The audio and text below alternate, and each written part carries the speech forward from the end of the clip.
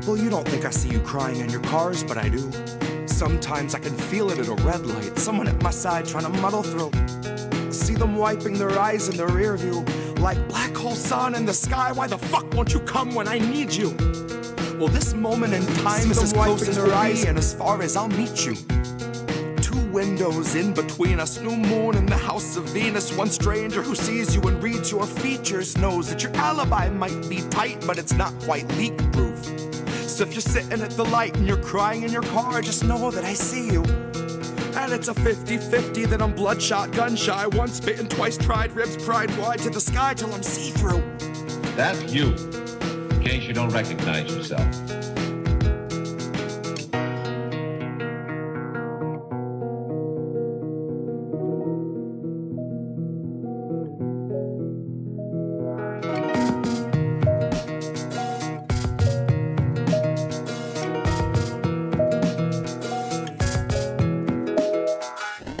You don't think I see you struggling to breathe, but I do. I see you stumble in your everyday grief like I do. I try, but I do. I'm twice bitten too. My mind's split in two. My knuckles bright white from the 10 to the 2. And the song in my head is the theme for a fugue. A state of decay through the filter of corporate news, where they edit the grays and the blues. They whitewash the brown till they drown out the natural hues. And then it's just another fact to refuse, that the corporate ladder's for hanging the company noose. Consider it one of your perks, after all it's communal in use. So you can come and hang till your legs go limp and they're shaking you loose. Now you watch 5 co-workers opt for the alternate exit, neatly suspended above where you wolf down your food. And your company gets its incentives embellished by harping on wellness, suggesting you'd best take time for your mental health after your 14 hours are through. Like we gave you a bottle to piss in and fixed up a noose on the crossbeam. Christ, what more can we do? So if you struggle to breathe any moment that you aren't asleep, then remember, most of Americans fear for their savings, fear for their shelter, fear for their babies. You aren't the fringe of exception, but rather a perfect example of capital's rule. And you're far less alone than the ruling class tells you is true. You're far less alone than the ruling class tells you is true.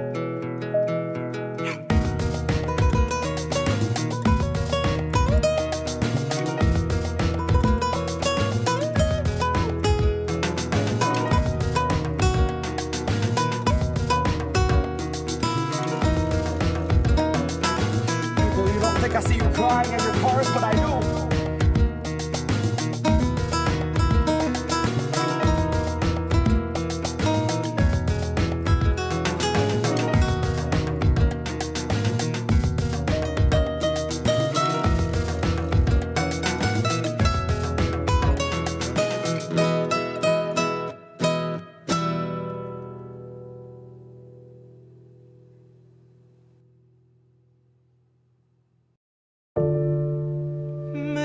That's how it goes. We won't open our eyes, so we're the last ones to know. We're the last ones alive. Kept our enemies close. Wondered why we don't thrive while we're grasping at ghosts. Counting backwards from 5. Counting backwards from 5. Counting backwards from 5. Count back from 5. The theater on fire, the cast on strike. The studio stock starts taking a dive. The contract's tossed and they're gone with the tide. And the heads and execs, their hands are tied. We can't pump this dreck and treat you, right? But what do you expect from the industry type who survive by the leeching of bodies and minds? From those who original thoughts never seem to find. So they're gonna reboot ALF before your wages rise. And it gives cause to pause and reflect on the times. If they're losing control of their fools and their mimes, when all those obedient actors who grew their careers by averting their eyes are now holding the line, along with the authors of countless scripts that strengthen the hand of that corporate grip, squeezing our throats till we take the pen and we accept and consent to the corporate drip. till you're all up to date on your pharma du jour, till you got a healthy support for the war on your lips. And now you know that the advertisers need more than a rerun summer full of flashback clips. Enter the scans from the year before, all the days of de-aging and mapping the face, and the hours of actors recording their voices are links in the chains that will bind them in place. Now all of those shows are so easy to make. When they got a drone they control that needs no break, it can bend, it can break, and it's cheaply replaced enough up-to-date films all in one take. And those studios bank on us doing our duty, unhinging our jaws and digesting the fakes, because they know that we'll love how synthetic it tastes. Watch as they edit your features without any trace. Not that there's anything you could do anyway. Now watch as they show you a movie of you saying shit you would never say. Dystopia boldly accelerates. Maybe you're only a mold, something to fill with a clone, something that Elon would celebrate. Something they own, something they program and code, something that's woefully able to know it's exanimate. Cause it doesn't feel touch over top of the laminate. You will not feel an emotion, but they will not scan and examine it. You and the other consumer contaminants fed on the federal diet of Kiev, Havana, and Tiananmen. I can't be the only one weighing the pros of abandonment. I can't be the only one weighing the pros of abandonment. Where did you think we'd go? Love, there's nowhere to lie. Guess it's not who you know, more it's what you can hide. Like we're chained to the floor, they're streaming us live while we're watching the war, counting backwards from 5,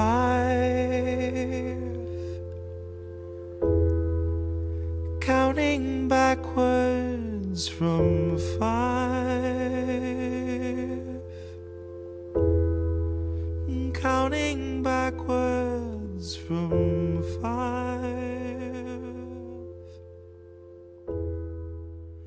counting backwards.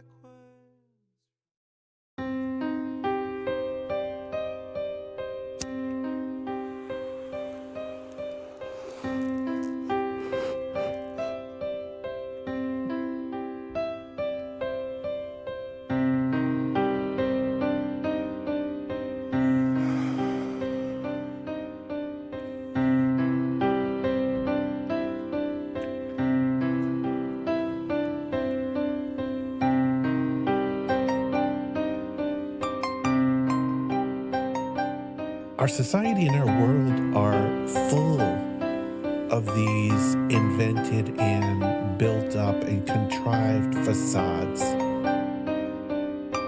And sometimes some people come along with a hammer and smash that facade.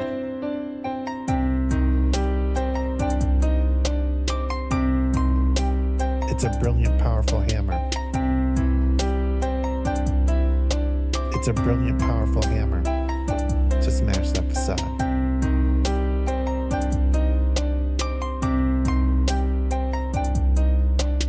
It's a brilliant, powerful hammer to smash that facade. Welcome to the future. Shit where you please. The Wi-Fi's killer, but there's no more bees, so there's hardly any flowers, there are very few trees, and you'll pay $1,000 for some honey for your tea. But we got these awesome collars, mine's an Apple Model 3. It allows for better movement than the Tesla X Elite. It lets you customize the ads that it implants in every dream, and for premium subscribers doesn't shock you in your sleep. But it doesn't stop there. It can analyze your speech, and if it hears disinformation, then it notifies police. It's a swift re-education, but it knocks you off your feet like your booster every 7th week. I faced the future boldly with 2 eager open eyes, and I picked a couple nuggets up that blew my fucking mind. Like you can taxidermy someone while they're technically alive, and they'll shine when it's election time. See, the Democratic voter base will pay them zero. Never mind if voting for the scarecrow is a vote along their party lines. They could stare into its marble eyes and claim there's something dignified. Unlike real politicians, this one doesn't need an oxygen or kit supply. But its function is the same as those who came before. The goals are never misaligned.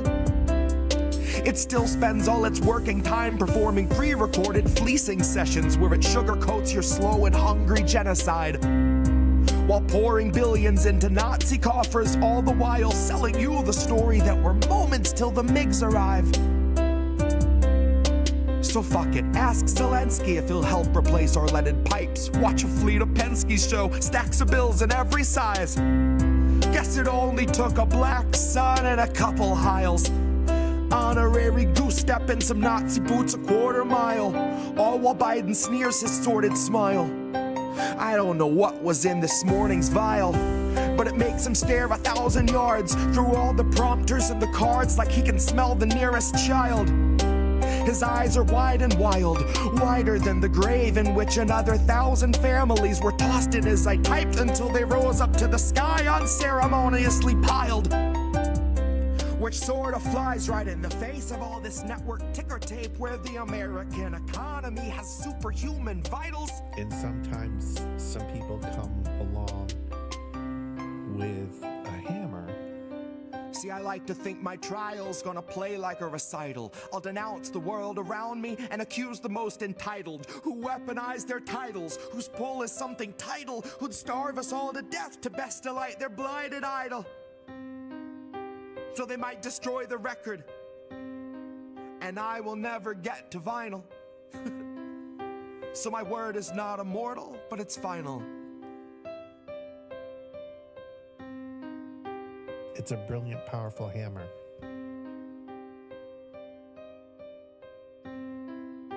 It's a brilliant, powerful hammer to smash that facade.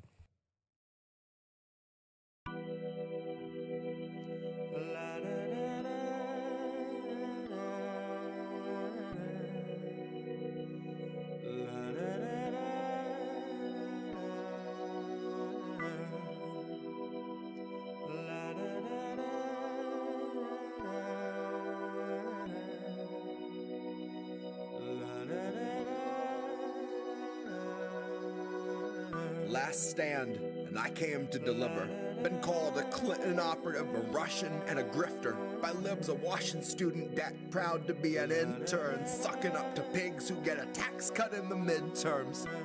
You cut the ties but never heal the wrist burns. Capitalist shackles wrap and penetrate like ringworms around the necks of those whose deaths will not affect the king's purse or the coffers of the company the king serves, who manufacture mandated tinctures.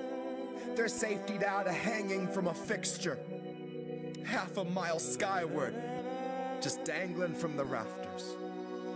My grift is sobbing till I'm cackling with laughter. I guess I would have made a decent actor. I'd be great at crying on command until they cut plus 40 minutes after. When the director waves a hand, it ain't a rap, it's now a legal matter. Honey, my grift is weeping on a mic until I'm hacking up airstrike verses like it's bombs away and batter up. Swinging on these bigots, they keep killing us to fatten up. Kill the switch, eat the rich, I think they're finally fat enough. Grab your knife and fork, the world is yours, just say you've had enough. And if you're comfy, you could go ahead and laugh it up. Tell me how the most important vote I'll ever cast is like the choosing of a bus, in that it might not take you anywhere you want, but no one can deny the fact the bus is now no longer where it was. And that's the kind of progress we should celebrate and trust. Spoken like a kid who never took a bus. Spoken like a piece of shit that used some cash to mask his stink and truly thinks he's one of us. Spoken like a terminally unserious person who equates our cries for rights to mixed up orders from a server. It paints a privileged picture of what you would label urgent if the worst thing you've experienced in life has been the time your waiter accidentally brought a tray of gold flake scallop when you clearly ordered gold flake urchin. And now you're storming out the restaurant and hopping in a Tesla. You got 80 pounds of Tony Fauci merchant. Rewind. 2 chains won't make you wait in such a long line. Life's not just a way to waste your free time. Air that's fit to breathe is not a free ride. Free ride. Rewind to a chance won't make you wait in such a long line. Life's not just a way to waste your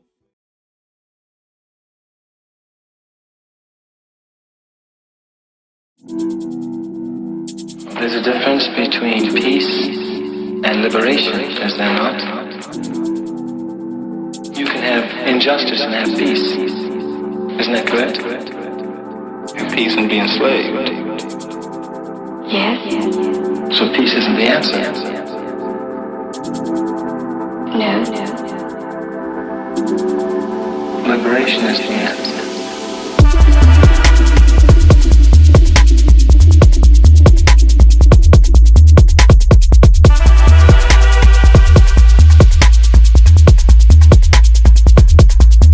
Liberation.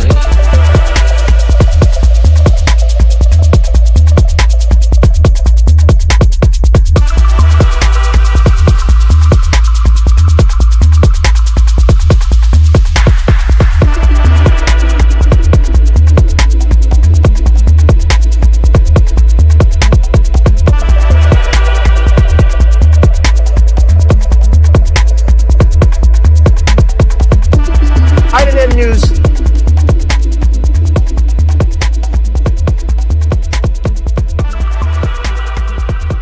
It is Wednesday, my dudes.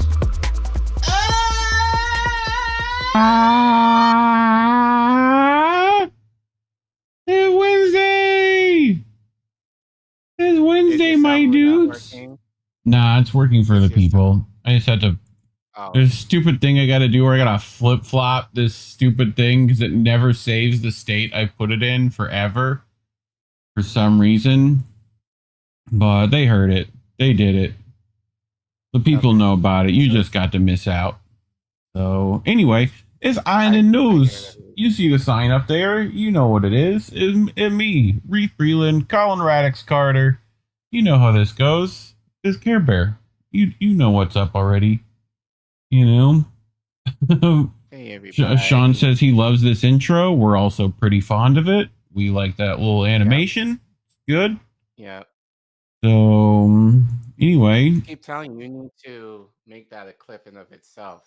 See Sure. how it does.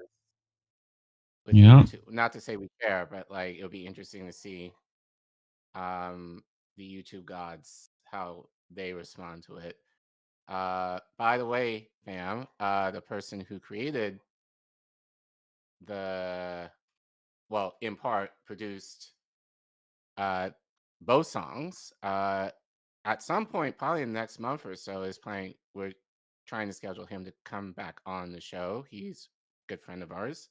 Yep. DJ Joe Nice. So maybe we can have him talk about the inspiration behind that, plus what he's up to in terms of using his touring, in terms of bringing his message of liberation, so to speak, to the masses. So yeah, so when he comes back, I think he'll be back within the next couple of weeks. We can definitely try and have him on in October. So, but yeah, it'll be kind of dope to hear the process of him, producing the music and the music that he's so graciously lent us to use for our intros. Well, actually, our previous intro was also produced by him as well. Yep. So kind of keeping it in the family. So Sean says, I miss DJ Joe. I mean, guys, follow him on Instagram. That's why he's the most prolific on social media at Joe Nice DJ. Yeah, follow him. Do that. And tell him that Reef and Collin sent you. Mm-hmm. And yeah, we'll try and have him on. So very soon. It's definitely been a minute that we've had him. So, right. He's a busy man traveling and taking care of his family and all of that. So we we brought some stories. We did the Which, thing. shout out to Reef. He did all the stories this week. I was not in the not in the mood. Was exhausted just personally. Just have a lot of stuff going on. Like I have jury duty tomorrow with all things. Oh So no, not jury duty. yeah, so I had to prep a lot of stuff for my partner teacher to take over for me tomorrow, in addition to having back to school night tomorrow night. So as soon as whatever happens at the courthouse tomorrow, I have to travel across town to get to work for back to school night. So it's going to be a very long day for me tomorrow. So I really did not have the energy or the bandwidth to prep anything, not to mention the only thing that has been prolific, did not necessarily want to talk about it. We're not, and I think maybe for our safety is probably just as well we don't talk about it. Yeah. You know, Although but it probably I could get will you out of say- jury duty. You I don't know. know about that. But just say you were celebrating this say- last week and Right. you Right. could All you could I'll head say home. to all of that, fam. Just please. Well, you should be anyway, but please. And I mean, yeah, like we say we have free speech. It really isn't free. Not for Never us. was. Never was. It's only for the privileged who can get away with it. So please be careful what you post on social media. The last thing we want to hear is people are losing their jobs over that man. Like, I mean, to me, it's just like he's not worth my breath to even talk about, really. Yep. So, Which is but why you I guys- brought the stories, because otherwise that's what we would be, because it seems what everyone's distracted by. So, but Well, we got to talk about Israel, which is another kind of hot thing. So it's going to be another, you pull basically all Israel all the time. just about. So I think some of it's because it's like everything relates, you know? It's like, yeah, you Right. could talk about all the other shit, but like all roads lead back to fucking Tel Aviv, it seems, you know? Mhm. So, like, unfortunately, but I brought this story for you because you called this shit. You were like, this is gonna fucking happen, y'all watch. And Right. so we're gonna talk about how Palestinians are asking British for reparations because, like, y'all fucked this shit up. Give us some motherfucking money. So we're gonna get into that. I hope they're asking for more than just monetary things as well. That would be nice. We brought this, which literally news came out about this today. I had to fucking bring. So we're going to talk about Anita Dunn and Fat Sagar. Vedant Patel. We're going to talk about how they're involved with this firm that decided to get a bunch of money from Israeli bot farming. So all those people, all y'all argue with on Twitter all day, those bot farms. Right. So we're going to talk about that. Which I'm also kind of guilty of. And, you know, new show on A&E, Sons of Israel. We're going to talk about the biker gang that is involved, you know, in the Gaza Humanitarian Foundation. Big fucking quotation marks on that. And then next up, after Sons of Israel, another episode of NYPD Blue. What color blue? Israeli blue. That's the motherfucking color blue. So we're going to find out what the NYPD have been up to recently while all y'all have been distracted. So gonna be fun times, you know? But anyway, you ready to get started? Sure I'm thing, ready. but before we do, as we always say, you know, we appreciate you guys supporting us, and just by being here is gift enough, but also just with your donations. YouTube basically, in not so many words, said we don't like y'all, so we're demonetizing you all. And it's not as if we get a lot of money from YouTube anyhow. So we need to pay the bills in order to, you know, keep the show running, which we're very happy to say we have done for the year. So now any extra, I know Angel, shout out to you, you're in the chat. Any extra money that we get from this stream and other streams will go towards Angel's new computer. So Angel, if you can give us an update as to how much you need, we would appreciate it. But if you want to donate, there are several ways you can. You can go to the Ko-fi link that you see. Actually, you can type it in right there. Or if you're lazy and you're on YouTube, you can type in !donate, all one word. The link will pop up, or you can scan the QR code right there that Reef has so graciously placed on screen for y'all. Or you can type in the link, or you can, as I said, type in !donate. The Ko-fi link will pop up, and then you can donate as little as $1. Anything helps for us.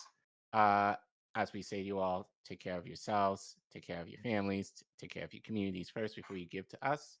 But if you haven't had any extra money, we will definitely appreciate it. We love you for it, but we don't do this for the money. And Angel says he needs about, I'm going to say 200 to kind of keep it even, but 170 is what Angel says he needs. So feel free to link your fundraiser in the chat, Angel, while you're at it. Right. For the peoples at homes. And especially with tariffs, we want to make sure that Angel's able to get his computer at a relatively decent price. Especially if in the event that prices go up within the next few months. So definitely help Angel out. And then if you do give at any amount at any given point, you make it on our wall of fame.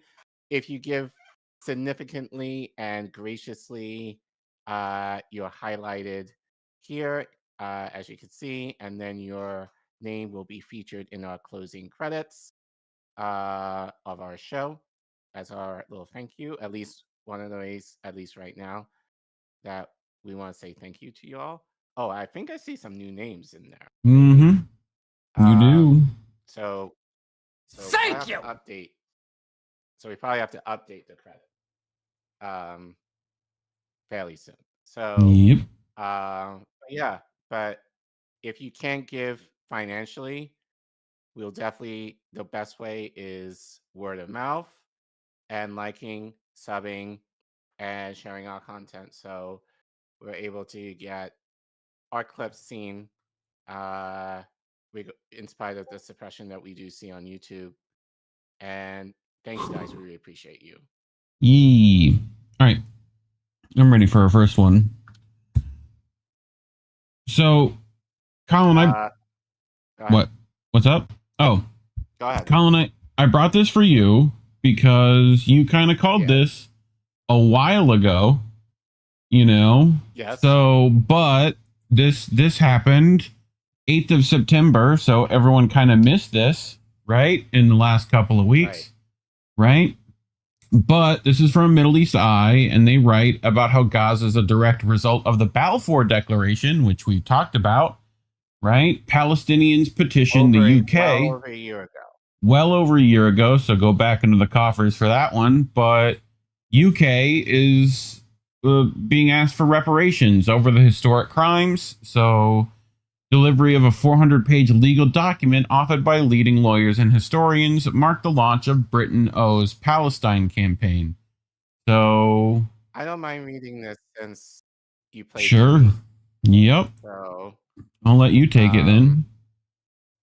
All right. So this was written by Daniel Tester, where he writes, a group of Palestinians have served a legal petition to the UK demanding acknowledgement of British crimes in Palestine between 1918 and 1948. Drafted by two King Council's lawyers, the 400-page legal document says it records incontrovertible evidence that Britain breached international law standards applicable at the time. The petition presents 7 requests to the UK government, including issuing a public apology in the House of Commons and investigating potential reparations for the Palestinian people. Filed to the government on Sunday night, the document is addressed to British Prime Minister Keir Starmer, Foreign Secretary Yvette Cooper, Defense Secretary John Healey, and Attorney General Richard Hermer. As a formal request to the government based on the detailed legal analysis, the government is legally obliged to respond to the petition or could face High Court judicial review proceedings. Britain has long faced criticism for its historical role in the ongoing ethnic cleansing of Palestine. In 1917, the British government issued the Balfour Declaration, vowing to create now here's where I kind of called it out back then, a national home for the Jewish people in Palestine, despite the overwhelming majority of the population being of non-Jewish origin. The Israeli-Palestinian conflict was made in Britain. Professor Avi Salam, St. Anthony's College of Oxford. So this was the point I was making back then in the language where it says a national home.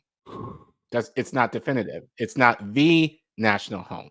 So even in the declaration, it says Israel did not have to be in Palestine. It could have been anywhere really that they wanted. It was merely a suggestion in the case of A.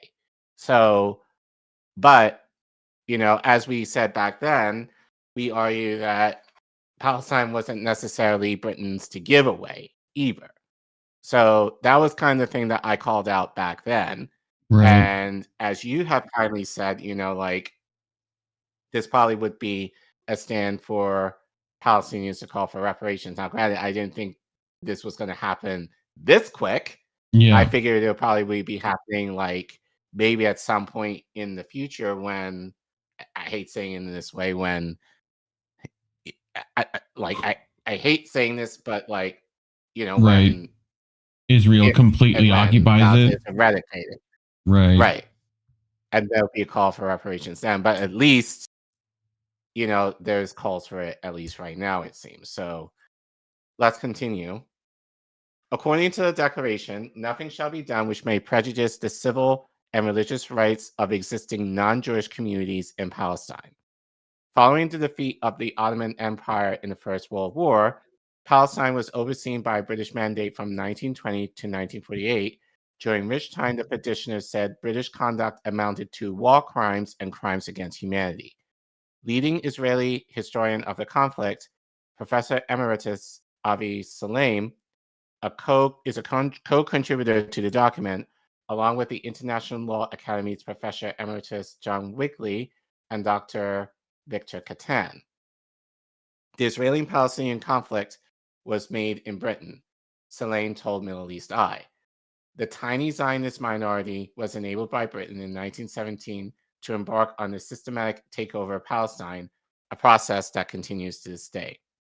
Salam emphasized that historic British foreign policy, as well as ongoing support, holds significant responsibility for Israel's ongoing genocide in Gaza, which at least 66,000 Palestinians have been killed since 7th of October 2023. The current war in Gaza is the direct result of the Balfour Declaration, Salam said. Britain has always supported Zionist settler colonialism, which has always been expansionist. And today that movement has reached its cruel climax with Israel, Britain's protege, perpetrating genocide in Gaza and ethnic cleansing of the West Bank. The legal petition focuses both on the particular abuses committed by Britain in mandatory Palestine and the illegality of Britain's overarching occupation and partition plans. This petition represents the first time in British government has ever been called to account for being in Palestine unlawfully, where its tenure had no legal basis, explained Quigley. It proclaimed itself under a League of Nations, which was a precursor to United Nations, mandate system that required it to have territorial title, which it did not have, Quigley elaborated. So really, the entire British enterprise was unlawful, not only the particular atrocities it committed. That's it. But yeah, that's it, apparently. So, I mean, as you said, it'll be interesting to see, what are they calling for in order to atone, Britain to atone. Right. That's the point of reparations, is to right a wrong, in simplest terms. So it'll be interesting to kind of see what they determine is how can they make the situation right for Palestinians. So unfortunately, That's not mentioned, but it would be interesting to kind of follow up to see what is being proposed that um, what their reparations would entail, and I will see the bullshit that Britain will kind of put up with to kind of say, now we're not doing this. So Right. only saying that because that's what they're doing right now in reparations for Caribbean people in the West. So your thoughts, since you brought this for me, essentially. Well, I'm trying to find, like, I'm looking for the link to the actual, like, legal document, Mhm. and when I find that, I'll let you know. But I am curious to see what they're asking for as far as, like, the reparations, Sure. But I mean, we could take guesses all day, The only thing I'm worried about is that this is kind of like you alluded to at the beginning, where it's like you hate feeling like this is done, like, and we're wiping our hands with it and going, all right, let's sign the check and move on, So, Right. but because they've already talked about, and we've talked about this before, how, they're supposedly willing to give, Palestinians 2,000 and rent assistance and all this other shit just to, Right. like, be pushed out. So that's the only thing I'm a Right. bit worried about, But I mean, it doesn't. Well, again, the implication is it doesn't sound like that's what they want, or at least that's right. what they're proposing. But it'll be very interesting to see. I'm also kind of curious to see. Unfortunately, like in terms of like what's being covered in the news right now, obviously, I'm glad you pulled this up, but it's not going anywhere Yeah. right now. This is going to be buried in the news cycle if it's going to be talked about at all. But it'll be very interesting to see. It'll be interesting to kind of hear from Palestinians what they want in terms of obviously they want liberation, like Yeah, like actual, some military like, support might be part of this if you right, play your cards right, right. But I am curious to hear because we don't hear from Palestinians necessarily what they desire. Yeah. Obviously, we hear of Israel's side, but we don't hear from Palestinians what they are looking for. So it would be very interesting to see if what they're proposing in terms of this case kind of aligns with what Palestinians in general are looking for. But I think this Right. is kind of the first step. I think in their minds of being like, to actually kind of push the idea that what is happening is a genocide. But the reason why the genocide is occurring is due to issues that were made in history, not because of October 7th when, Hamas, struck back against the Israeli government. So that I'm kind of glad that they're actually kind of calling out. Well, two things that they're actually calling out that no, this has been a thing since uh, 1917. But then the idea also that they're calling out this is a Zionist issue, like this is a Zionist occupation that has infiltrated the UK, that has used the religion to hijack hijack the religion to basically do illegal land theft. So Right. that's what I do appreciate from this is that they're calling out the root of the issue. Now, it's whether or not England is going to go for this, probably not, but it'll be very interesting to see if this amounts to anything and the response, if it does get a response, whether it be on an international or possibly a smaller scale, that's what I feel it might get. But Yeah. more importantly, if this evolves into anything more besides just we want to make a case due to illegalness on the British government's end. So yeah, that'll be interesting. That'll be the thing that I'd be kind of more curious to kind of see what this amounts to, if anything. Yeah, I'm looking on their website and I don't see anything. So this is Britain owes Palestine, I think is the campaign. Here's their petition or whatever, right? So let's do this. So group Palestinians live shape of these events. You know, there's 400 pages of this, so like probably not gonna fucking read through it. But let's do the summary of the petition. How about that?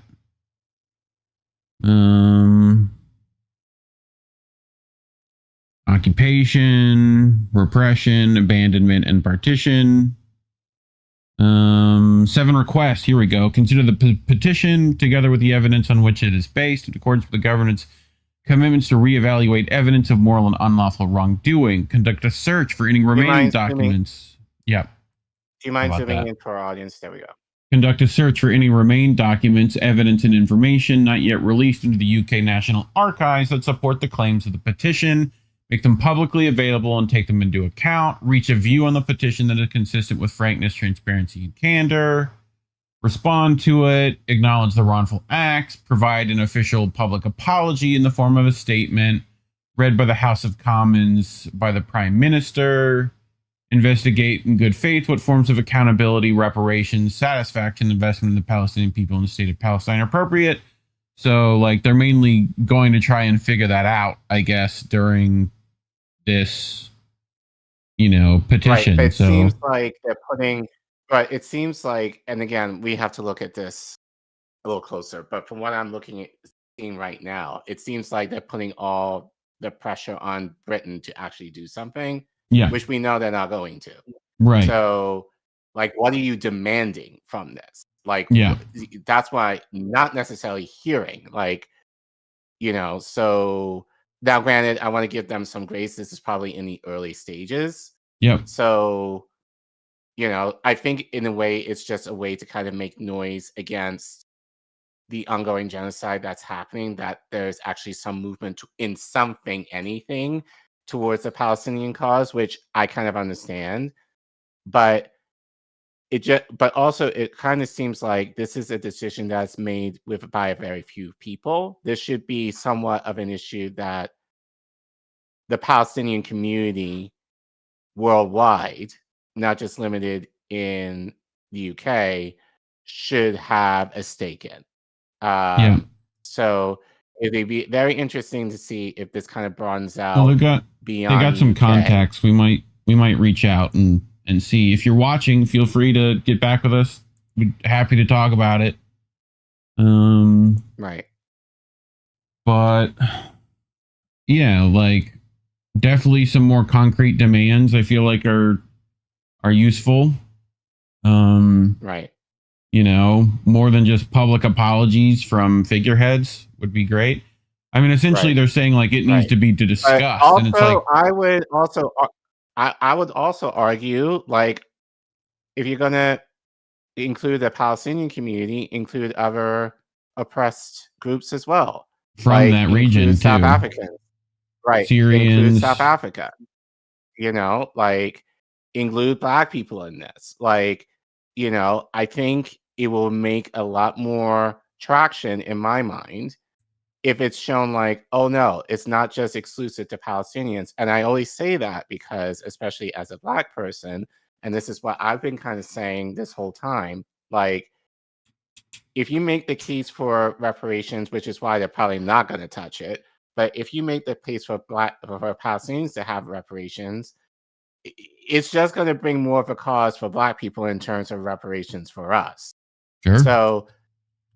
So I think especially for Black Americans who are pushing for reparations, this is maybe an instance where you should kind of get on board with what's happening, even though, as I said, it's in the early stages, so that they can kind of see, or at least governments can kind of see, oh, this is not just limited just to a few people who happen to, be in higher up authority, that they're able to do this.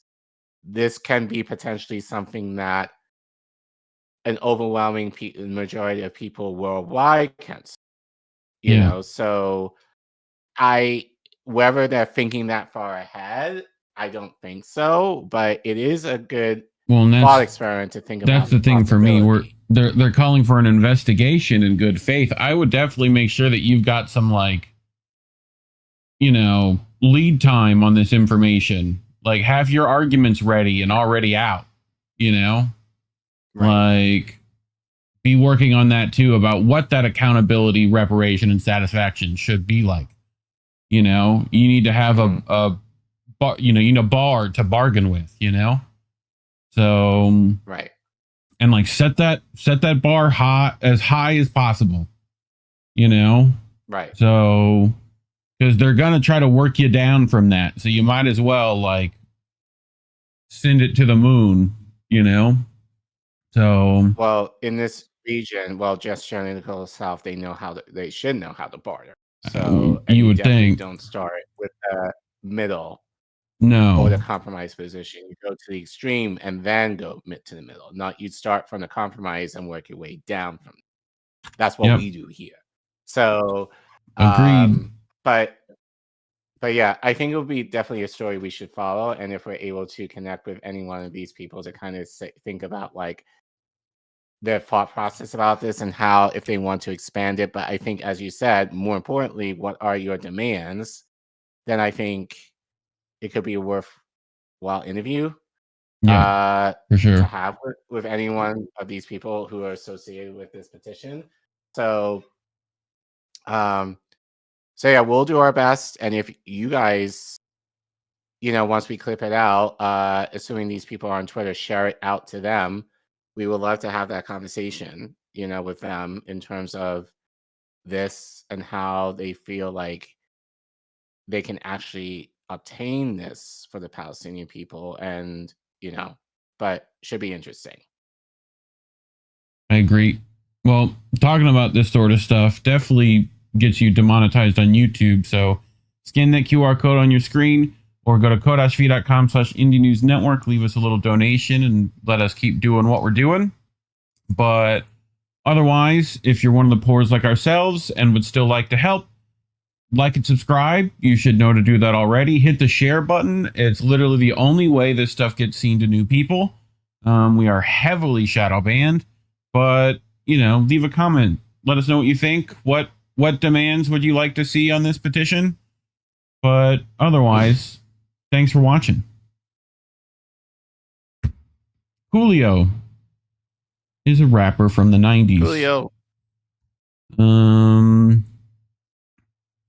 Well, chat's rolling in.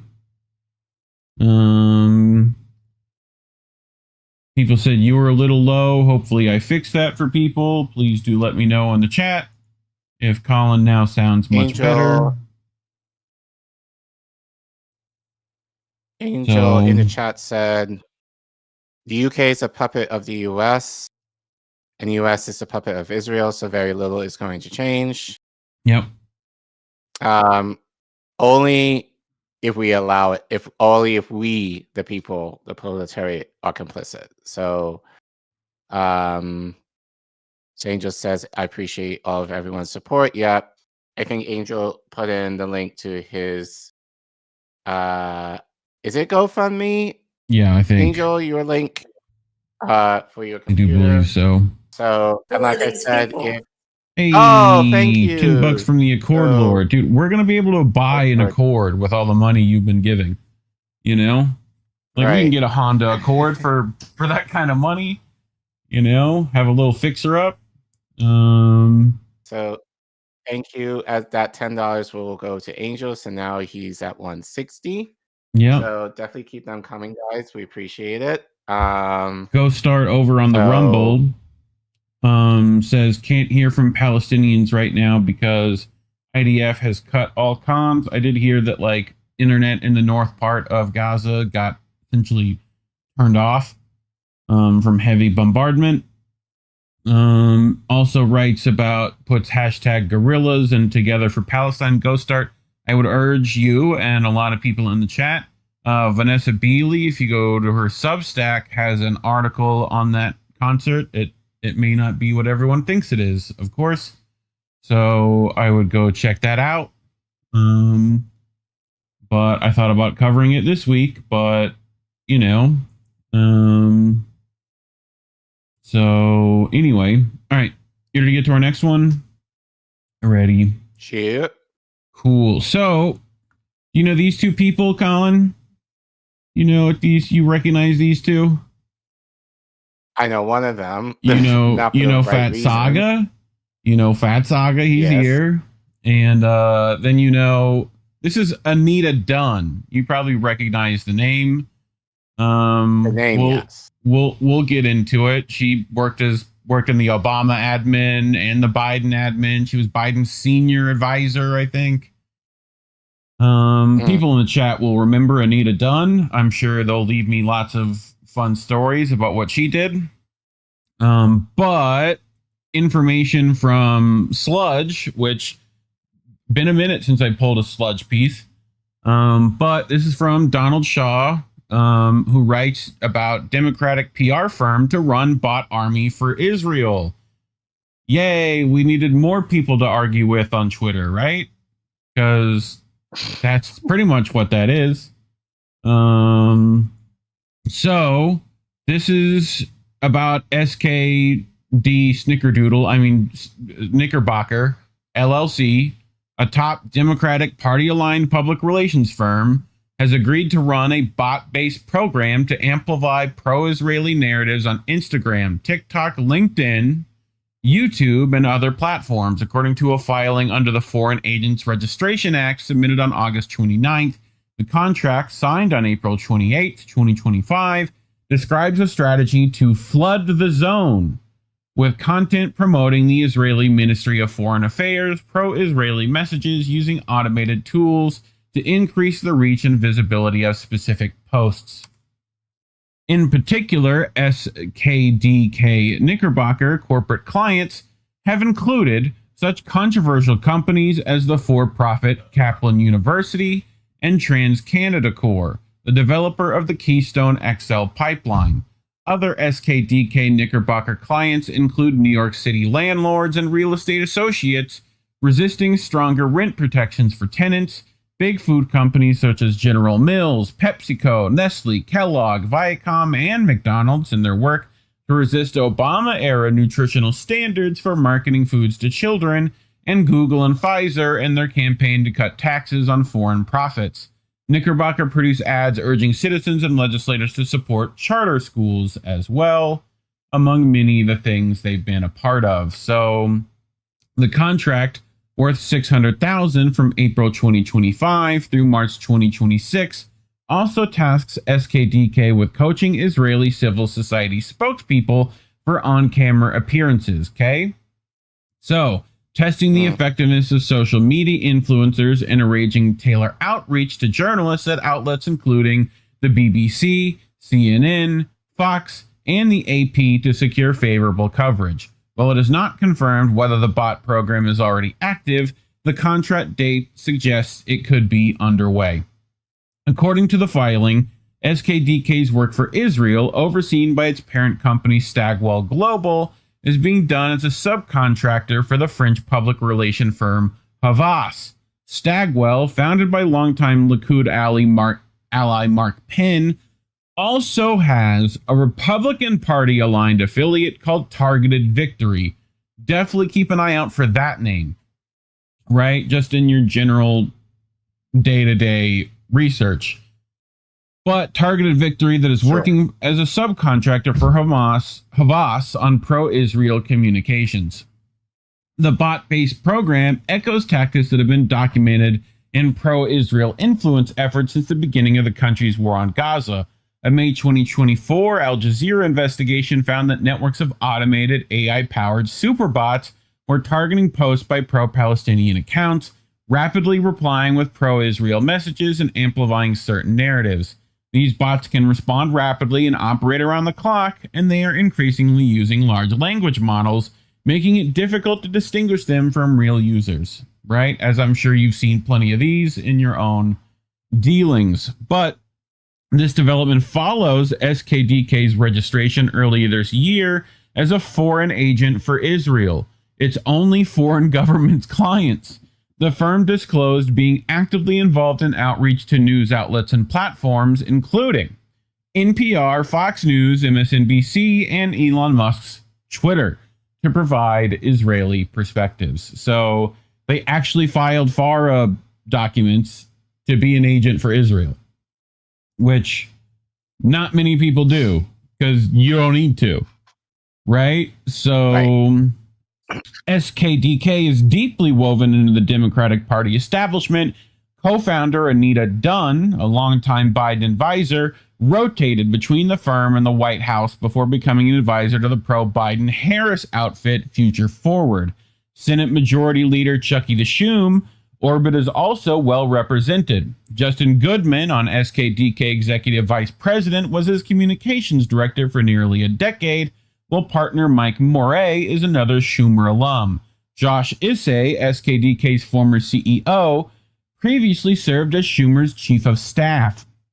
Other firm leaders, including partner Hillary Rosen, who has been a prominent surrogate for Democratic campaigns, and CEO Doug Thornell, a veteran of the DCC and DNC. So, yeah, also David Axelrod, I think, is also connected with this, if I remember correctly. So, ahead of reporting in the New York Times about Harvey Weinstein's alleged sexual abuse, Weinstein reached out to Anita Dunn for public relations advice. Dunn's firm stated that she was not paid for this and, quote, was asked to speak with him by a friend, and that Weinstein was not a client of hers. The New York Times later reported that Anita Dunn told Weinstein in an email, "You should accept your fate graciously and not seek to deny or discredit those who your behavior has affected." However, according to reporting from CNN, that email was actually written by a British man named James Linton in an attempt to elicit incriminating statements from Weinstein. So, this is the kind of people we're dealing with, you know? So, yeah. The firm's client roster underscores its influence inside the party.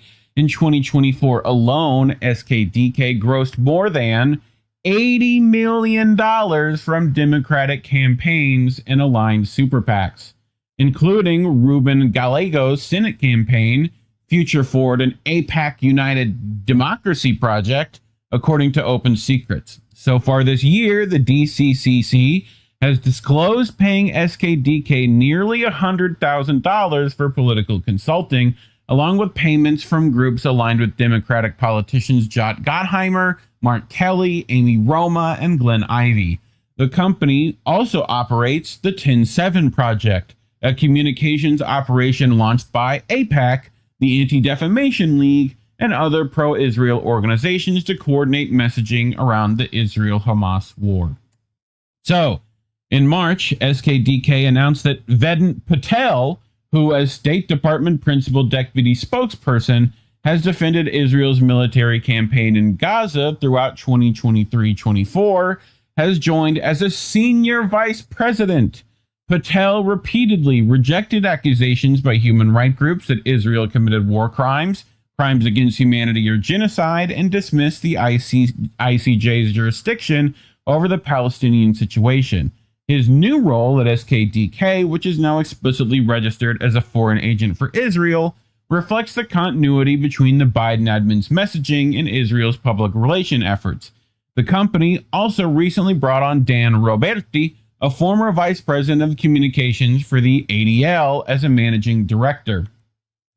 SKDK's work for Israel is part of a broader effort by its parent company Stagwell Global to shape perceptions of the country. Stagwell has been conducting surveys and focus groups across the US and Europe, testing messages that could be used to improve Israel's image. The research examines public knowledge of the conflict in Gaza, gauges perceptions of civilian casualties, and experiments with different narratives to see which ones are most persuasive. The study emphasizes fear of radical Islam and jihadism as effective ways to bolster support for Israel. So, thoughts so far, Care Bear? You got anything? Bull. Yep.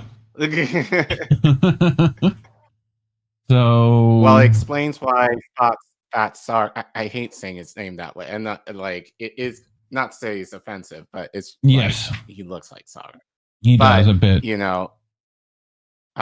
But this explains why. Well, we knew this, but I think it's just proof that why he was being a shill for Israel, basically, and just kind of like when he did his press conferences under the Biden administration. Yeah, the little smirk Sam Husseini caught, all that shit. Yep. Right. So, agreed. I wonder if Sam Husseini, now granted, I haven't seen, besides the first one, a little bit, but like the rest of your stories that you posted, like you prepped, like I wonder if Sam Husseini had anything to say. He might not have seen it, like that. But what did happen was that apparently SKDK saw sludge, and well, following sludge report, SKDK says it's dropping its Israel contract. The Democratic PR firm was under contract with Israel to build a social media bot program, but says it never worked on such a program. Which I'm betting, why would all that fucking shit be public then? Anyway, let's go back and review for a second, Care Bear. Right? We hire Vedant Patel. Did you fire him?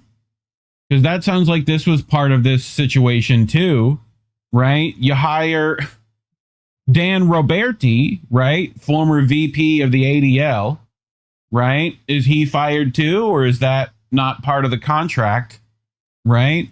What else happened? Like, we got, don't forget that SDK is not the only one, right? What else do we have? Targeted victory, right? So they're not the only ones. So we're trying to sweep this specific under the rug so that we can go, oh no, we're fine. All you did was just remove your contract, like, which you didn't need to fucking state anyway. Like, so, but yeah, keep an eye out for those things popping up, you know. So I'm sure this won't be the last we see of Vedant Patel, or, you know, you probably see targeted victory pop up here and there. So yeah, and this is where Democratic Party members are getting their public relations done at. So, you know, I'm sure it'll be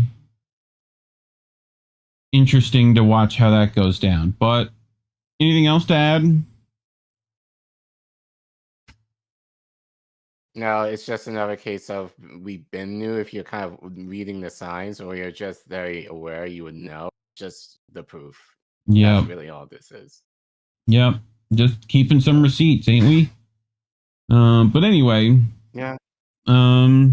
Talking about those receipts is why YouTube decides we shouldn't have any money.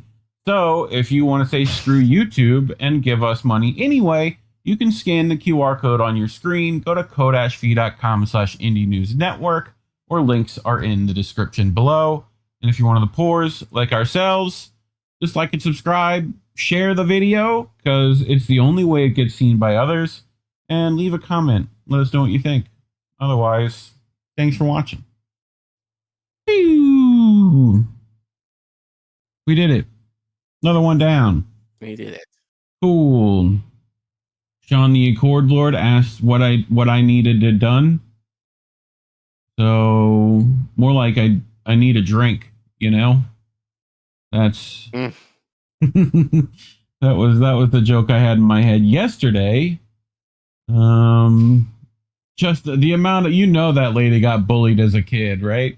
When your name's Anita Dunn, like, oh yeah, I need it done too. Like, no, anyway. I don't think people will make fun of her for a name like that. Honestly, oh no, they would. It'd be Anita. Plenty of D words you could throw in there. You know, sounds like you would have. Hey man, like sometimes you got to push back on the fucking rich bullies, you know? You got to have some fucking shit prepared. How do you know she grew up rich? Because she's fucking in the position she's at. Like, they don't put poor people in there, you know? That lady went to all the Ivy schools, I guarantee it, you know? So, but no, I think she's got, like, I think she's a Nepo thing. Like, I think her parents are fucking already part of shit. If I remember correctly. I didn't read through her wiki that fucking tight, though, yesterday. But anyway, let's check the Rumbles. Let's check the Substacks. And Sean holding it down on the YouTubes. Fazgar, I think he's trying to put Fat Sagar together. Chunky Sagar. Yeah, large language models and shit. Indy in the chat saying fuck Israel, because agreed. All right. Speaking of, we're going to talk about the new show coming to A&E, Sons of Israel. An offshoot of Sons of Anarchy. Everyone will appreciate the biker gang melodrama. Except this is real life, Colin. This is from the BBC, which normally we don't bring that kind of shit, but it's one of those times, and you'll see why, that the BBC has decided to speak some truth. So, I typed this out. Yes. Because BBC picked it. Well, they picked it up from Israel-Palestine News. It's the other way around. So Israel-Palestine News picked it up from the BBC. But yes. But they are an aggregate over there. But they write, anti-Islamic U.S. biker gang members run security at deadly Gaza aid strikes. So, yeah. You're like, what? This is one of those things that I see the headline and I'm like, the fuck? Anyway, the firm guarding sites where aid is distributed in Gaza has been using members of a U.S. biker gang with a history of hostility to Islam to run its armed security. A BB investigation has found. I feel like you talked about this before. We've talked about mercenaries over there for sure. Yes, but I feel like this specific thing, like a biker gang, like I feel like, now granted, like my memory is shot because we do so many of these at this point, hundreds of stories a week. And now, I don't remember talking about it. If I did, good for me. Well, but yeah, it is related to the aid sites where Palestinians are getting picked up. But I feel like you mentioned like something about biker gang and all of that. Like, I know we talked about it in that regard, but not necessarily this. But I felt like that was kind of mentioned in the article. Yeah. So BBC News has confirmed. Yes. You could go back to our playlist for family check, but I feel it feels familiar. So BBC News has confirmed the identities of 10 members of the Infidels Motorcycle Club working in Gaza for UG Solutions, a private contractor providing security at the Gaza Humanitarian Foundation sites, aka death traps, where hundreds of civilians seeking food have been killed in scenes of chaos and gunfire.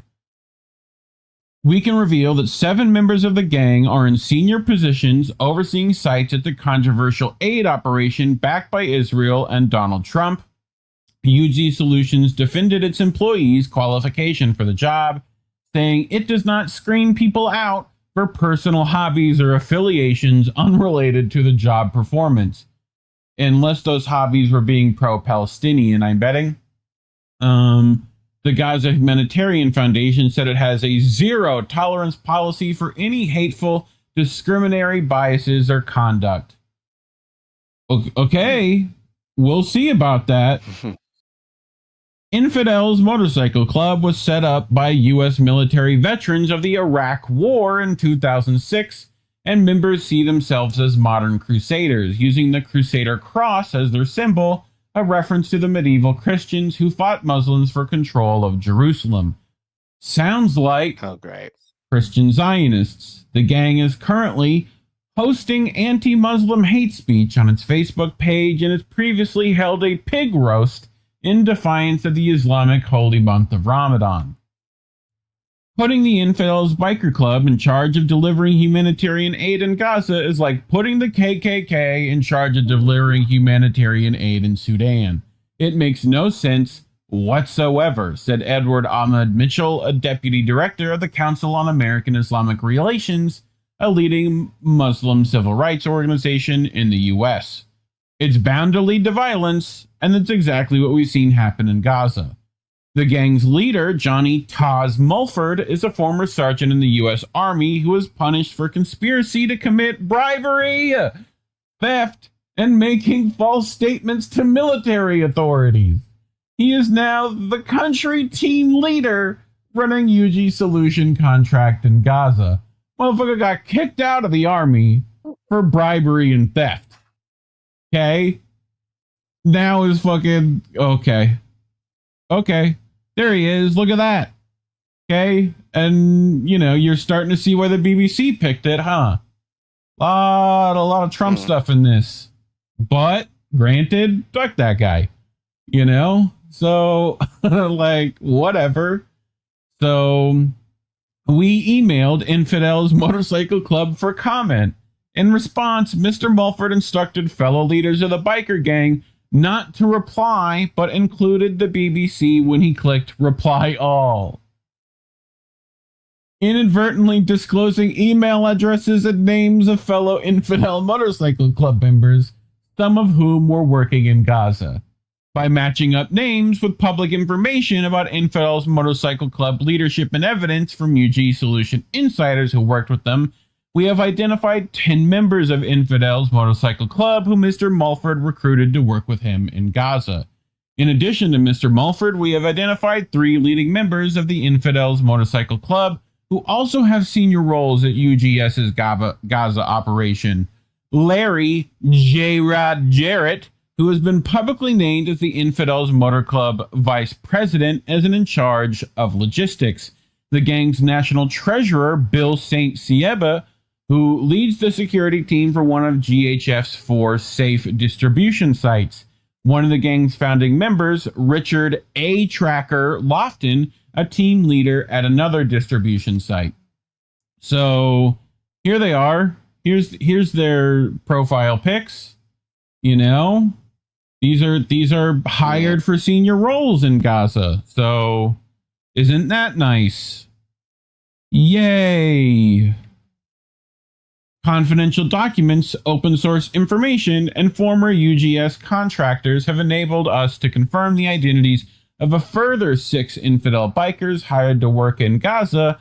3 of them are deputy leaders of the firm's armed security teams. Mr. Jarrett, Mr. Sieb, and Mr. Lofton did not respond to requests for comments. UGS told the BBC it conducts comprehensive background checks and only deploys vetted individuals. However, news reports indicate Mr. Jarrett was arrested 2 years ago in the U.S. for drunk driving and has a previous charge of driving under the influence from about a decade earlier. It is not known whether either case resulted in a conviction. The founder and chief executive of UG Solutions, Jameson Gavani, was arrested earlier this year in North Carolina for his alleged involvement in a hit-and-run incident and for fleeing from police to evade arrest. According to court documents, Mr. Gavani, who is based in the U.S. and is not a member of Infidels MC, declined to comment. Until now, Mr. Mulford was the only UG Solutions contractor to have been identified as a member of the Infidels. The BBC's investigation reveals how widespread his hiring of members of the biker gang has been, notably to better paid jobs leading the UGS armed security teams. Social media posts show that in May, just 2 weeks before traveling to Gaza, Mr. Mulford sought to recruit U.S. military veterans who follow him on Facebook inviting anyone who can still shoot, move, and communicate to apply. So if you have combat arms, MOS, can still shoot, move, and communicate, this will be tested, can leave within the next 12 hours, text me, and let's chat. So, yeah, in total, at least 40 of about 320 people hired to work for UG Solutions in Gaza were recruited from Infidels MC, according to an estimate by a former contractor. UG Solutions is paying each contractor $980 a day, including expenses, rising to about $1,500 per day for team leaders at GHF's safe distribution zones, in quotations, document seen by the BBC show. One leader of a team in Gaza to overseeing site security, Josh Miller, posted a photo of a group of contractors in Gaza with the banner reading, "Make Gaza Great Again." That banner right there at the FOB Mar-a-Lago. Yay.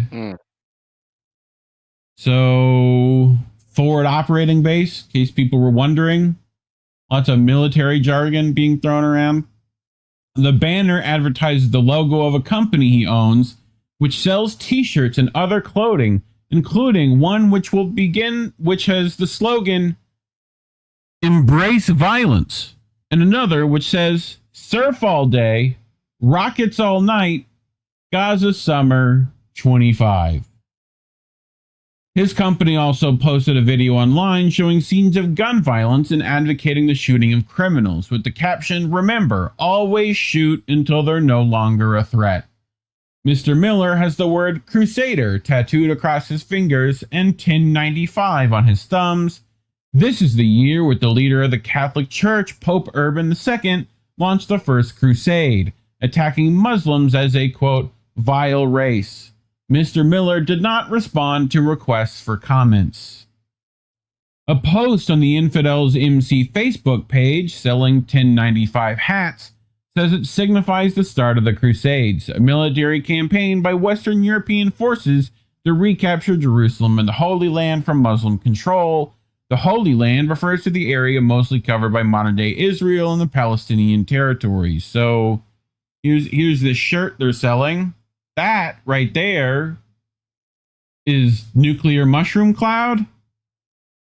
So, I mean, granted, that happens with plenty of explosives, but you know, this is how they see themselves. Isn't that nice? Johnny Mulford, who in addition to leading the gang, is listed as the registered agent of a Florida company called Infidels MC, has the date 1095 tattooed across his chest. He has a Crusader cross tattooed on his right forearm and another on the left upper arm, along with the word Infidels. When you see anti-Muslim bigots today celebrating 1095, celebrating the Crusades, they are celebrating the wholesale massacre of Muslims, the erasure of Muslims and Jews from the holy site of Jerusalem, said Mr. Mitchell from the U.S. Muslim Civil Rights Organization, CARE. He said the gang had the hallmarks of anti-Muslim hate groups, which for decades have used the name Infidels. So, anti-Islamic views expressed by the gang include a flyer for the pig roast during Ramadan, which the BBC found on an archived webpage. It says, in defiance of the Islamic holiday of Ramadan, we invite you to attend the Infidels MC Colorado Springs chapter open bike party and pig roast. So, yeah, pretty culturally sensitive guy, sounds like. Collin, you've watched some prison shows, right? If you saw this character in the prison shows, what affiliations do you think he would have? You know? Just to take a guess. Starts with M, ends in C. Sure. the one of those too? A little brotherhood? Yeah. What, either of those? You know, Sure. people have watched Oz before, right? And for the record, I didn't really watch prison Oz sometimes, but I didn't really have HBO. Yeah. At certain points going on, I didn't watch, but I've seen some episodes of Oz. That's the extent of any prison show that I've watched in my life that I can think of right now. These guys putting up their flyer to the fucking racist cookout, right? The flyer also shows a woman wearing a burqa that has been torn off from the neck down, exposing her chest. The Infidels MC Facebook page has hosted clearly Islamophobic discussions in 2020. The club shared a link to a false satirical article claiming 4 U.S. Democratic politicians, 2 of them Muslim, wanted the Bible to be deemed hate speech. I'm sure. Comments from members of the Facebook group included, "Filling my magazine to the max would not be the first time we were at odds with Muslims. Deport these pathetic skanks to a pathetic third world crap hole where they won't be offended by the Holy Bible." And a comment dismissing them and their Muhammad with an expletive. So, yeah, keep in mind, by the way, the Quran says you should respect Jesus, if I remember correctly, and deems him a pretty cool dude. So this was news reports at the time. So this is their flyer in defiance of the Islamic holiday of Ramadan. Imagine, if you will, a war on Christmas, Collin, and how much these guys would fucking cry about it. Right? Oh no, a red Starbucks cup. God forbid. But fuck Starbucks anyway. They're Zionist pieces of shit. The Infidels MC website also used to show the skull logo of the violent Marvel comic book character Punisher, a symbol appropriated by white supremacist groups and police officers, inscribed with kafir, an Arabic script which translates as unbeliever or infidel. Scenes of chaos and danger have been common at the aid distribution sites in Gaza since they opened at the end of May. Up to the 2nd of September, 1,135 children, women, and men were killed near GHF sites while seeking food. And if you think these guys didn't pull a couple of triggers themselves, I hate to tell you, they probably did. The UN has most of the killings appear to have been carried out by Israeli security forces. Incidents where civilians were harmed while seeking aid are under review by the competent authorities in the IDF, said the Israeli military. Yeah, quit asking them for statements, BBC. They're fucking lying. UGS has denied allegations that its security contractors also fired on civilians and that it put people seeking food in danger due to incompetent leadership. However, the company has admitted that warning shots have been used to disperse crowds. I think we know what probably happened there.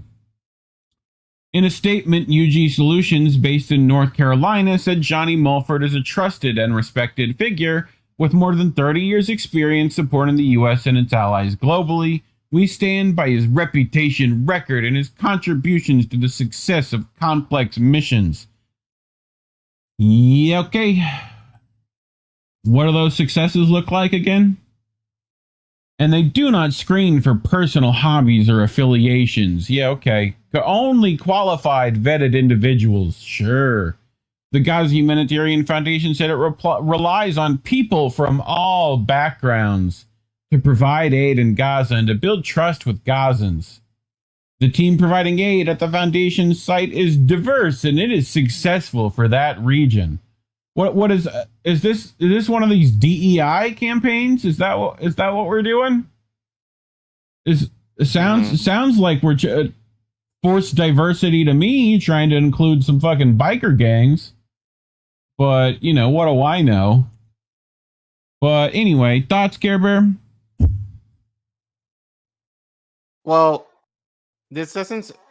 You think this would surprise me, but doesn't. Especially given the conversations I've had with... Now, granted, this is a biker gang, but just normal or seemingly normal-ass Christians that I've had conversations with over the past week. One in particular that I used to go to church with basically showed his ass and basically revealed to me that he was a low-key Islamophobe. And I've said this, I said that to you off air last week. But like, you guys know this, my sister my younger half sister is Muslim, black woman, and she's covered. So she became a Muslim in university in the same way that how many college Got a students free might bean pie. become Good choice. right. No. So, but I will she came happily into her take faith in the the bean same way pies. that Send me the bean pies. I will take them. Thank you very right. much. Well, Assalamu alaikum. but I thought about this, right? But I thought about this in terms of like Charlie Kirk, in the same way that a lot of college students might come to faith in college, because that might be the first, if not first, exposure that they might have to Christianity. It's the same way that, in my case of my sister, she came to the Islamic faith, at her university. So that's probably why, not probably, I would say more likely, Charlie Kirk made his mission to, because everyone's saying like Turning Point was like a Christian organization. No, it wasn't. Like, yeah, it was a not-for-profit organization, but it wasn't necessarily affiliated with any Christian group, that, as far as I know. If I'm wrong, correct me in the comments. It was basically a way to peddle college students into the Republican Party, using Christianity possibly as a way for impressionable college students to essentially become Republicans. So really, Charlie Kirk wasn't necessary. And everyone's like, "Oh, he was a Christian. He was trying to lead people to God." No, he wasn't. Look, he was trying to lead people to Republican. No, he was trying to lead people to super white honky BG Jesus. That's what he was trying for. Right. But anyway, my sister said to me, when I was in London visiting her a couple of months ago, was like, "I don't want to come to the US, like even to come visit me," because she was like, "I'm afraid of what could happen to me, being that I'm covered." And obviously, just the Islamophobia that has existed in history, but I think especially more so now, like how she would be treated. So basically, if she were to come over here, I'll have to be her bodyguard, which I'm willing to do anyway, because I'm her big brother. But it's the idea of, like, again, cancel culture. Like, it's the idea of, oh, as long as it's against the opposite team, it's okay. But they have a fit if it happens to them. So it's just a lot of hypocrisy. But I think what is surprising, not surprising really, is that this sentiment, this Islamophobe sentiment, is not just limited to the extremists. It's your neighbors. Well, like, they've been propagandized the for people fucking the people who go to church now. Right. And even for me, like I said, I traveled to the Middle East. I went to Morocco and I went to Jordan. Like, now it's been about 20 years. But I went on a mission trip with my church at the time. So the idea that I went over there to, I wouldn't say convert, but to talk to locals about Jesus and all that in the light of the Christian faith, like, it definitely puts that in a new light, especially given the sentiment that I'm seeing with some of the people now who within that church, having talked to them within the last week, that they're basically are low-key Islamophobic. And which I'm just religiphobic. If we could just get rid of all of it, I'd be very happy. Right. But which I totally understand from your point of view. But at the same time, I'm like, so my question is the idea of you trying to spread the gospel in the Middle East that genuine? Which, again, I don't know people's hearts. I don't know people's attitude. But, but it's the same church for me. If people in my church are thinking that way, and I won't say all of them are that way, but like, it's definitely kind of an interesting thought that how many more are thinking that, And of course, they may not go to this extreme, but you're still carrying those thoughts. And the idea that I think somewhat it was your religion, and I even said it to this guy, is like, and I said this to you, like, and you're saying that Christianity is any better in terms of, especially given my, history, how my ancestors were enslaved in the name of faith. And he said, oh, well, we evolved. We're better than that now. And I'm like, oh, really? Yeah, you're not, because it still happens. Like, right.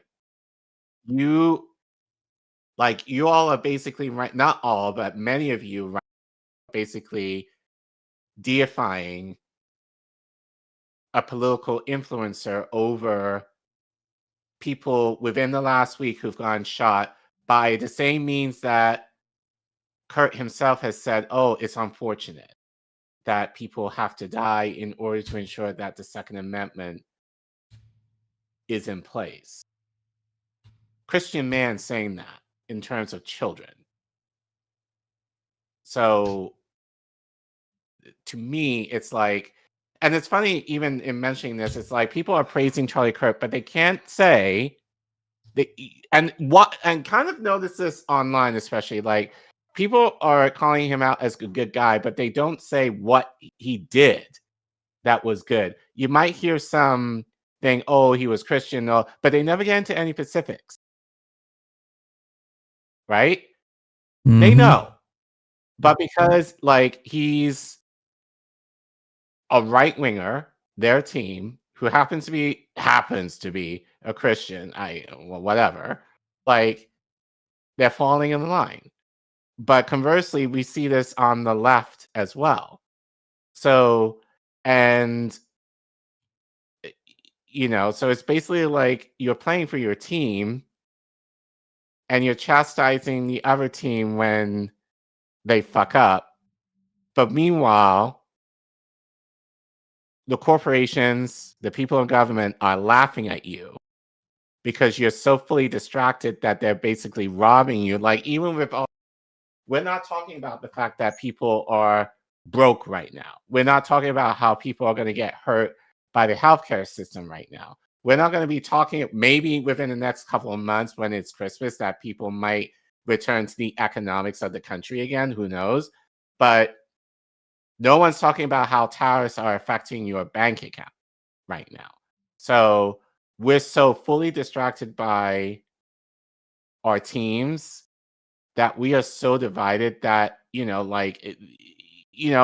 I've said this for the past few weeks, and I'll probably keep saying it again, to the end of time probably now. You guys need to prepare yourselves because they're looking to have a civil war on account of cultural differences versus the actual problem, which is the people above us are fucking you over, but no one's talking about that right now. So, well, and this even is just kind of like the perfect distraction. I don't buy the Civil War thing either, because there's been 1,000 of these fucking culture war instances where they claim that's gonna fucking happen, and the American populace is so fucking pacified that none of that shit's fucking happening, even when it should. Like, and if it does, it'll be because some fucking rich motherfucker wanted it to happen anyway.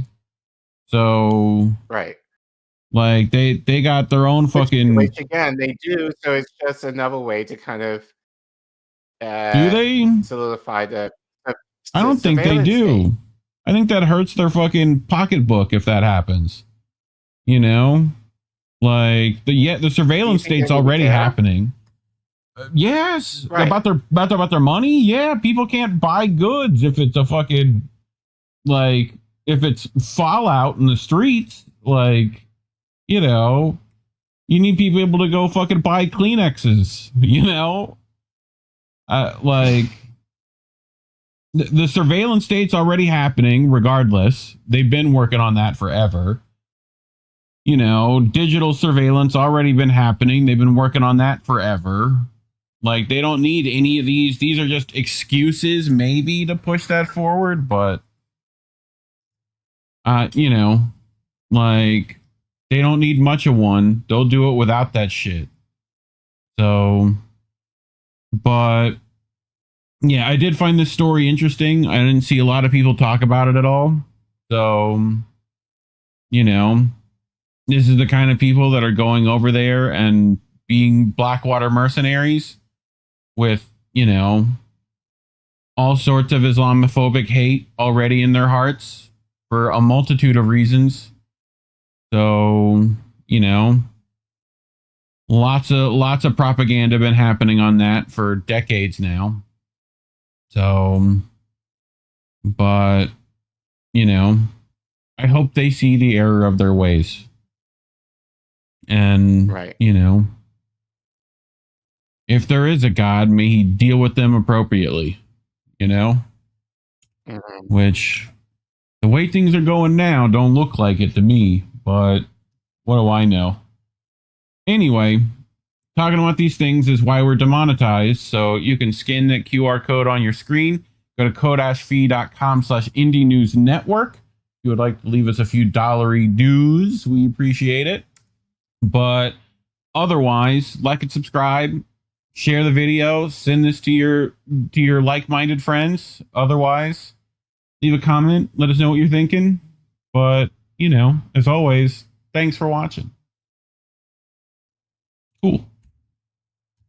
I don't know if my chat's bugged or not, but it looked like it froze for a bit. I got a couple in YouTube. So Desert Man just said, I thought it was called Holy Land because of the creators from the Israeli bombs. Yep. Like, so this is from Driving Me Macy. This is from the bot farm segment you did earlier. Yeah. It's so stupid hearing that all these people playing the inside game. No wonder our FBI don't know what they're doing when you got Patel playing Monopoly all day. Fucking I hope he's got railroad. What's the fucking is it railroad station? Something like that. Sean the Cordlord said rug sweep to that article as well. They're trying to definitely put that fucking cat back in the bottle. But anyway, what was the one? Max says, I can't understand why some people in the West haven't yet figured out that the global war on terror was a fraud. They had 25 years to figure it out, which I thought a lot of people kind of did, and then they just conveniently forgot about that shit. The reason I bring up this war on terror is because this dumb biker gang is anti-Islamic, but the war on terror propagandizes us against Islams. These guys are dumb. So, yeah. All right. Well, Indy telling me nice thumbnail. Appreciate it. All right. To our next one, Boy Wonder. I think it's our last one, no? We're fucking moving right along tonight. So. Good. I was going to bed. So. Yeah, I know, dude. So. Another show on this night's lineup. We have another episode of NYPD Blue. What color blue? Israeli blue. Yay. Yeah. So, Collin, we've talked about this plenty of times before about how your policing goes and learns their fucking techniques over in Israel. So, let's see if they're willing to do that again. Well, guess what? They already did. So this is September 12th, 2025. New York State sends police chiefs to Israel for counterterrorism training. Well, more than a dozen police officers from the state of New York are on a training trip to Israel, despite human rights experts saying that Israel is committing genocide against the Palestinian people in Gaza. Police officers have already been accused of being heavy-handed against pro-Palestinian protesters, both on student campuses in the state and in New York City. The 13 officials are said to be learning about security issues facing Israel, undertaking counterterrorism training to protect Jewish communities, and learning about anti-Semitism. Okay? I don't know why the New York needs to know that, but the training comes the same week Israel launched unprovoked airstrikes on the sovereign territory of Qatar on Tuesday. Don't let people distract you about that shit. In violation of international law, killing 5 Palestinians and 1 Qatari, Israel then killed 46 people and wounded 165 people in ongoing exchange of strikes on Wednesday in Yemen, where they killed the fucking prime minister. Like, they assassinated another fucking world leader. People forgot about that shit, though, huh? According to a report in JNS, Israel's Ministry for Diaspora Affairs have been running the government training program for U.S. law enforcement officials for 6 years and has been dubbed Birthright for American Police Chiefs. Because apparently fucking all cops are Zionists somehow that have a birthright. Oh, Okay. I guess. In reference to free trips to Israel offered to young Jews who live outside of Israel. Yay. They're gonna go live on a fucking kibbutz. Good for them. Fucking dickheads. Visiting New York law enforcement officials study Israeli counterterrorism initiatives. So this was on September 12th. Man, I wonder why no one saw this shit fucking happen. All right. Delegation of 13 New York law enforcement officials is visiting Israel this week to get hands-on view of the security issues facing the Jewish state and learn about fighting anti-Semitism. The Israeli government program for international law enforcement officials, which was initiated 6 years ago by the Ministry for Diaspora Affairs, comes at a time of surging anti-Semitism around the world, including in the United States, following the Hamas-led attack on southern Israel. That triggered their 2-year-old war in Gaza. You mean the genocide? If you fuck you, JNS. Since its inception, there have been 15 such delegations of law enforcement officials from around the world. About 1/3 of them from the U.S., said Moshe Ellert, CEO of IMI, which is subcontracted to run the event. The program for the Israeli military industries, not like the Israeli law enforcement, military, militarized police, military. Thank you. So the program for the U.S. law enforcement officials, which has worked in tandem with American Jewish security officials in their communities over the last 7 years, has been dubbed Birthright for American Police Chiefs. So, yeah. Same fucking shit. So, the training session is reportedly the second since the war in Gaza began in October.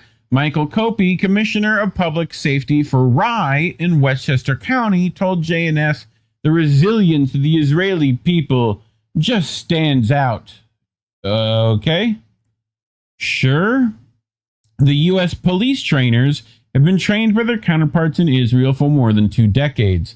Thousands of officers have learned crowd control, use of force, and surveillance from Israeli police, military, and intelligence services, according to the article by Amnesty International.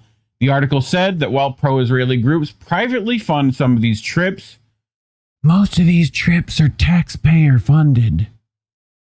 So, fucking nice of you paying for those vacations. Isn't that nice? Isn't that nice?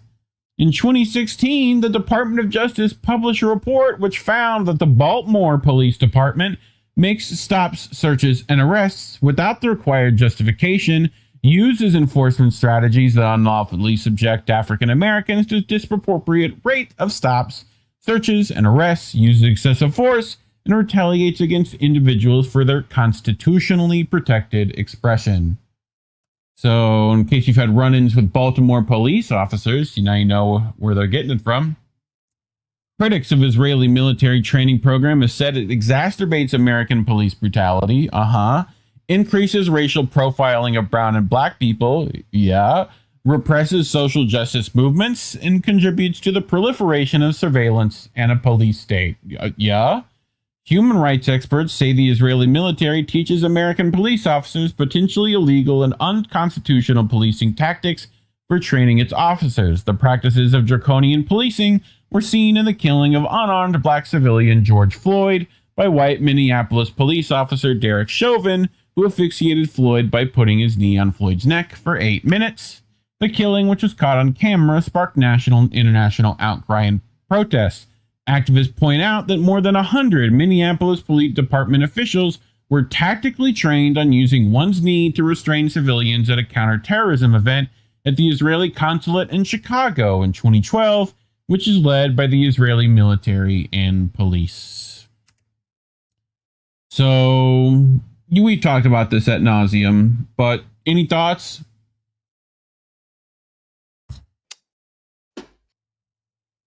You're like, yep. Up the popo. Exactly. Coming straight from the underground. But I have this little video put up by If Americans Knew. It is not the song by NWA. But we'll see what they have to say. Here we go. In recent years, residents of America's most heavily policed neighborhoods have described their local police as an occupying force. Considering where many U.S. police forces get their training, the description is apt. Thousands of American law enforcement officers frequently train with one of the few countries where policing and militarism are even more deeply intertwined than they are here: Israel. Founded amid a campaign of ethnic cleansing in 1948, Israel then seized the West Bank and Gaza in 1967 and has since maintained an oppressive military occupation.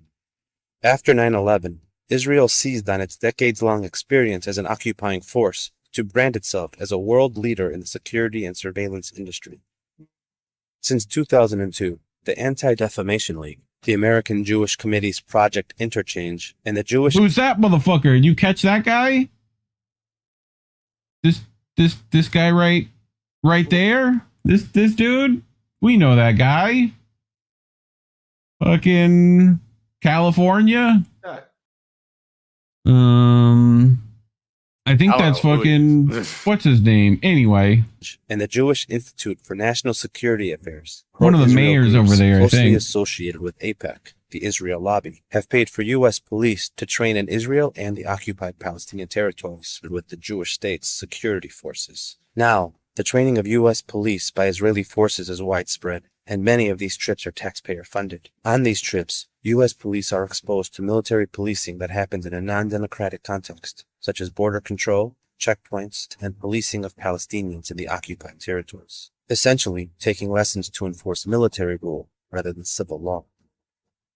The problem with this mingling of domestic policing with military operations is that the two institutions have starkly different missions. U.S. police officers are charged with keeping the peace and protecting the constitutional rights of American citizens and residents. Soldiers are trained to annihilate the enemy. I mean, this look familiar? Yep. Like... No, I don't... So... I don't get what control this gives you. The neon neck? I've never understood this. Like, it's only useful if you have, like, 3 other dudes holding a person. You know? And then really it's for intimidation. Like, that's what it's for. You know? It just turns out it can also help you kill somebody with the fucking right circumstances. So, you know, I just literally gives you 0 control at all, which if that's what you're wanting, that's what they pretend this is, you know? Anyway, so I also wanted to point this out. So this is from Dave DeCamp, right? And he writes about this. So Ben Gavir said on Monday, right, at some event with police officers, I'm betting it's the same fucking event that NYPD was at. I'm betting right? So he said that he wanted to build a luxurious neighborhood for Israeli police on the ruins of Gaza, and repeated he calls for the settlement of Jews and the expulsion of Palestinians. So we will finish the mission, occupy Gaza, blah, blah, blah. He told a cheering crowd at the National Police Academy in Bet Shemesh, Israel.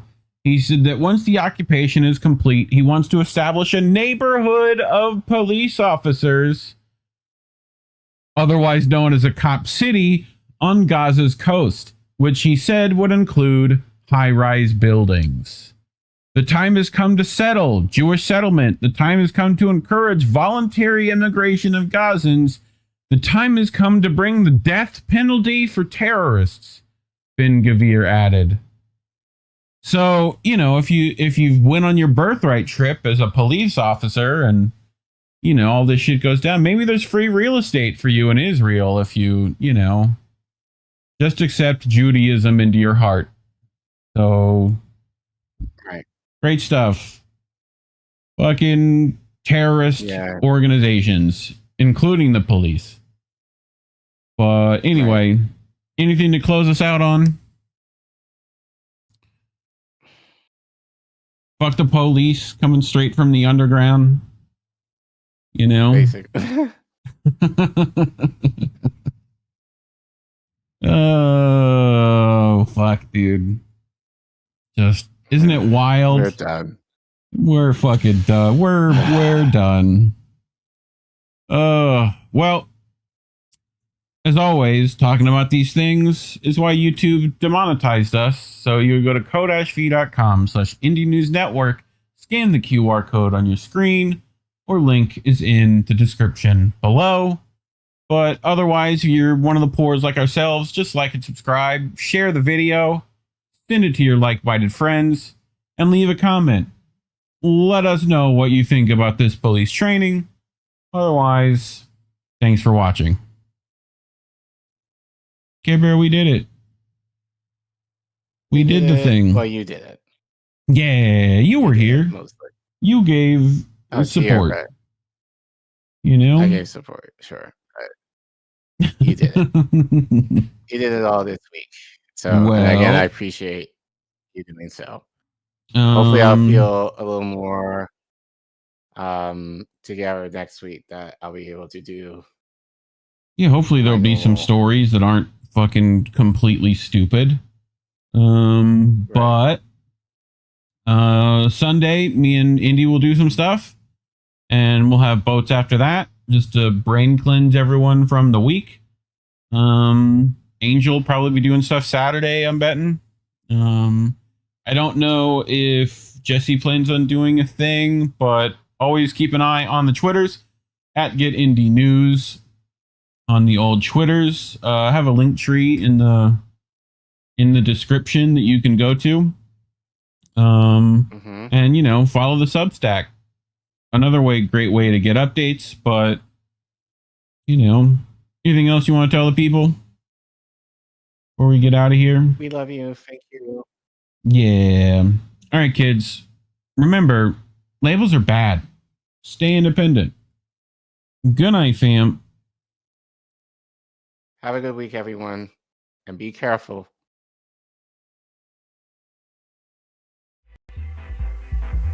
There's a difference between peace and liberation, is there not? You can have injustice and have peace. Isn't that correct? Peace and be enslaved. Yes? So peace isn't the answer. No. Bye, have a great time. Liberation is the answer.